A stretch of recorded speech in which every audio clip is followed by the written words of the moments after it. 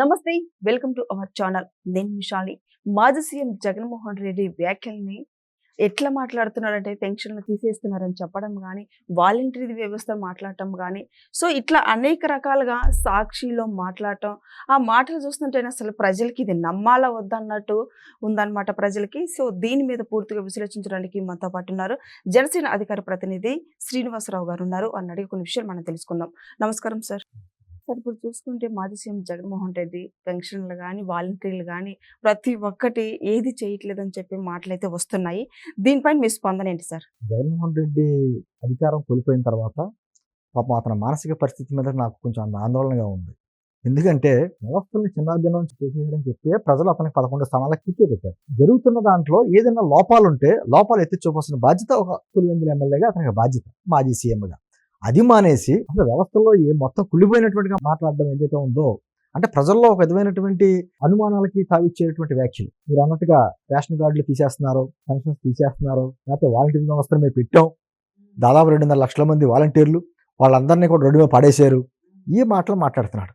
ఒక్కొక్కటిగా మనం చెప్పుకుంటే విషయాల్ని గత 5 సంవత్సరాల్లో జరిగిన వాస్తవం ఏంటంటే, ఎవరికైనా కొత్తగా రేషన్ కార్డు కావాలంటే వాళ్ళ వాలంటీర్ వ్యవస్థ పెట్టారు కదా, వాళ్ళ ద్వారా రేషన్ కార్డుకి 5,000, వాళ్ళ పెన్షన్ స్కీమ్ ఎవరికైనా రాయించాలి అంటే 10,000. అటువంటి దందా నడిచింది. అది కూడా ఎవరికి? వాళ్ళ పార్టీకి సంబంధించినటువంటి అనుకూలమైన వాళ్ళకి.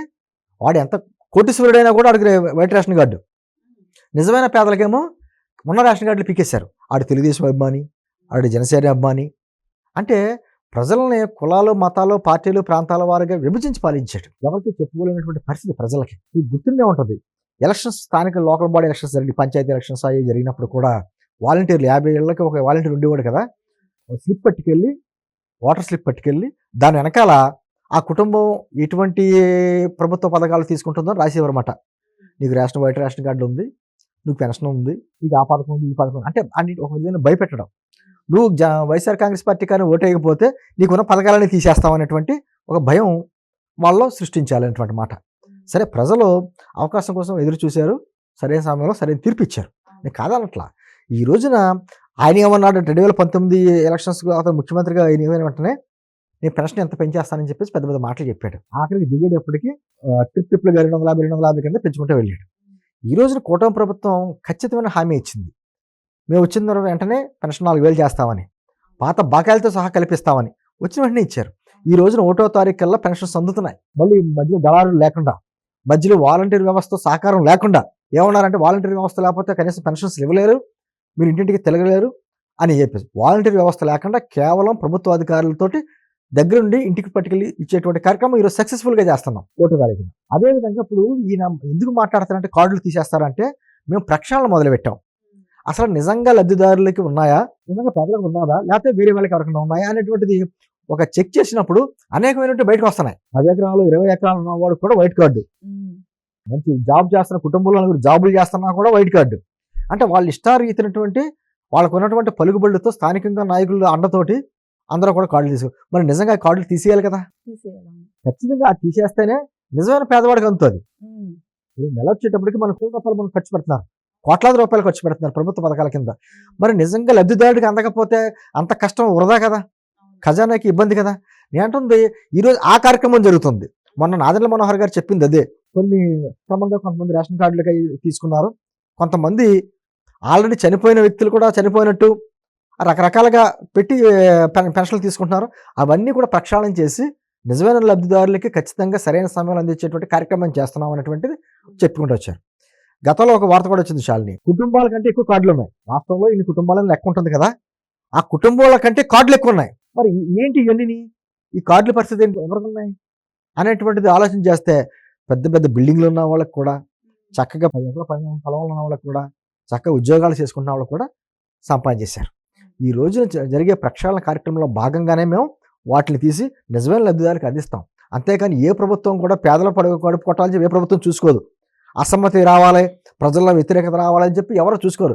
ఈ కేవలం మీరు అన్నారు సాక్షి, అది మనస్సాక్షి లేని సాక్షి. అది దానికి మనస్సాక్షి అంటే ఉండదు, కేవలం అసత్యాలు అబద్ధాలే అటే ప్రచారం చేసుకుంటూ వస్తున్నారు. అంటే ప్రజలు పదే పదే చెప్తే నమ్ముతారు కదా అనే ఉద్దేశంతో మేము కూడా ఇంకో మాట చెప్తున్నాం. నిజంగా ఆడెంత డబ్బున్నవాడైనా ఆడ కార్డు తీసేసామనుకోండి, ప్రెస్టేజ్ ఇష్యూగా ఫీల్ అవుతాడు. నా కార్డు తీసేసింది ఈ ప్రభుత్వం అంటాడు. అదే తప్ప నేను నా కార్డుకి నేను అర్హత ఉందా లేదా అనేటువంటిది చర్చ రాదు. Prestige issue. మేము కూడా చెప్తున్నాం. గతంలో కేంద్రంలో ఉన్నటువంటి నరేంద్ర మోదీ గారు కూడా ఈ గ్యాస్ ఇవ్వడానికి స్వచ్ఛందంగా వదులుకోనున్నారు. అలాగే ఈ రోజు మేము కూడా అంటున్నాం, నిజంగా మీకు ఆర్థికంగా బలంగా ఉన్నప్పుడు, అన్ని సదుపాయాలతో కలిపి ఉన్నప్పుడు, నాకు అవసరం లేదు ఈ కార్డు అని ఎవరన్నా మీరే స్వచ్ఛంగా వదులుకున్నారనుకోండి, ఎంత గ్రేట్గా ఉంటుంది, ఎంత గౌరవంగా చూస్తారా గ్రామాల్లో. ఎందుకంటే అటువంటి కార్యక్రమం ప్రజల్లోంచి రావాలి అనేటువంటి పిలుపులు కూడా ఇస్తున్నాం. మాకు అవసరం లేదు, మేము కార్డు వదులుకుంటే నాకు వచ్చేటువంటి పథకాలు ఎవరికైనా పేదలకు అందుతాయి అనేటువంటిది ప్రజల్లో చైతన్యం తీసుకురావాలి. ఆ కార్యక్రమాలు చేసుకుంటూ వెళ్తున్నాం. ఇంకా వాలంటీర్ వ్యవస్థ గురించి అంటారా, దాన్ని వాళ్ళు ఏమన్నారు, ప్రజా సేవకులు అన్నట్టుగా మాట్లాడారు, ఫ్రీ సర్వీస్ చేస్తున్నట్టుగా. దానికి ఏమో వాలంటీర్ అంటేనే ఫ్రీ సర్వీసు, వాళ్ళకి మళ్ళీ జీతం అని పెట్టారు. ప్రభుత్వ జీతం వాళ్ళకి ఇస్తుంది. నిజంగా వాళ్ళ ప్రభుత్వ ఉద్యోగుల వాలంటీర్ల, ప్రభుత్వ ఉద్యోగులు అయితే మళ్ళీ గవర్నమెంట్ సర్వీస్ రూల్స్ ఉండాలి కదా. సర్వీస్ రూల్స్ ఉన్నాయా? లేవు. వాళ్ళ వ్యవస్థకి కంటిన్యూ చేసేటువంటి ఏమైనా కార్యక్రమం ఉందా? వాళ్ళ భవిష్యత్తుకి ఏమైనా భవిష్యత్తు ఏం చూపించారా? అది లేదు. కేవలం 5,000 రూపాయలకి రాష్ట్రంలో ఉన్నటువంటి యువతని కట్టేలే చేశారు. 2.5 లక్షలు వాళ్ళకి ఇచ్చి వాలంటీర్ ఉద్యోగాలు. దానికి కూడా మీరు గమనించండి, విజయసాయి రెడ్డి గారు డైరెక్ట్గా చెప్పాడు, అందరూ మా పార్టీ కార్యకర్తలే అన్నట్టుగా మాట్లాడాడు. మరి ఈ పార్టీ కార్యకర్తలు అన్నప్పుడు మళ్ళీ వాళ్ళని ఎలా కంటిన్యూ చేయమంటాం? అంటే ఇవన్నీ కూడా వాళ్ళు చేసి మేమేం చెప్తున్నామంటే, కేవలం 5,000 రూపాయలకి వాలంటీర్ వస్తున్నాం అలా కుదించొద్దు. వాళ్ళలో చాలా నైపుణ్యాలు ఉన్నాయి. వాళ్ళ స్కిల్స్ అన్ని మనం బయటకు వెలికి తీయాలి. వాళ్ళకి మంచి భవిష్యత్తు ఇవ్వాలి. కేవలం 5,000 రూపాయలతో వాళ్ళ పరిమితం కాకూడదు. వాళ్ళ కాళ్ళ మీద వాళ్ళు నిలబడేటువంటి కార్యక్రమాలు చేయాలనే ఉద్దేశంతో ఈరోజు స్కిల్ సెన్సెస్ కూడా మేము చేస్తున్నాం. అంటే ఈ విధమైనటువంటి కార్యక్రమాలు ఏదైతే చేస్తున్నామో అది ప్రజల్లో ఒక మంచి స్పందన రావడంతో తట్టుకోలేని పరిస్థితుల్లో ఏదో రకంగా బురద జల్లాలనే కార్యక్రమం ఈరోజు వైఎస్ఆర్ కాంగ్రెస్ పార్టీ చేస్తుంది. నిజంగా లబ్ధిదారులు ఎవరి కార్డులు పోవు, ఎవరి పింఛన్లు పోవు. నిజమైనటువంటి ఎవరైతే యువత ఉన్నారో వాళ్ళకి ఉపాధి కల్పించే అవకాశాలు ఖచ్చితంగా జరుగుతాయి. ఇది జరుగుతున్నటువంటి ఒక ప్రాసెస్. ఈ లోపుగా బురద జల్లే కార్యక్రమాలు ఏది చేస్తుందో వాటిని నమ్మొద్దని మాత్రం మేము ఖచ్చితంగా చెప్పగలం. Thank you sir.